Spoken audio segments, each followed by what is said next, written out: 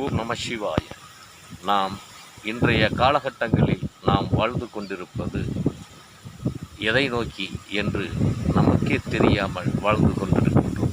அதாவது நம்மை நாம் உணராமல் வாழ்ந்து கொண்டிருக்கின்றோம். மற்றவர்கள் மீது கவனம் செலுத்தி மற்றவர்களைப் போல வாழ வேண்டும் என்கின்ற நிலைப்பாட்டினை நாமளே வகுத்து கொண்டு நாம் நம் எண்ணங்களுக்கும் நமக்கும் நாமே துரோகம் செய்து கொண்டு வாழ்ந்து கொண்டிருக்கின்றோம்.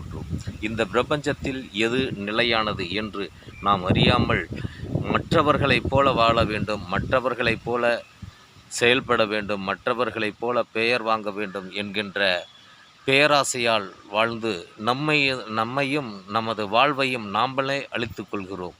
அதுவுமல்லாது இன்று நாகரிகம் என்கின்ற போர்வையிலே நாம் உண்ணுகின்ற உணவில் இருக்கின்ற நச்சுக்களை மறந்து, அதாவது அந்த நச்சுக்களை உருவாக்கி கொண்டிருக்கும் நச்சு என்கின்ற மாத்திரையை நாம் உண்டு நமது உடலை நாமே கெடுத்து கொண்டிருக்கின்றோம். ஆகவே நமது முன்னோர்கள் கூறிய வழிபாட்டினை, அதாவது முத்திரைகளை நாம் பயன்படுத்தி சித்தர் பெருமான்கள் கூறியிருக்கிறார்கள். ஓலைச்சுவடியில் இருந்து இன்று ஏட்டின் வடிவிலே வந்திருக்கிறது.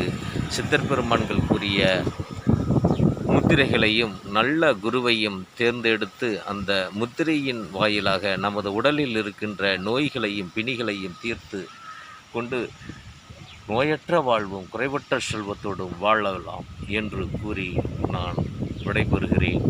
ஆதிசித்தர். ஓம் நம சிவாய.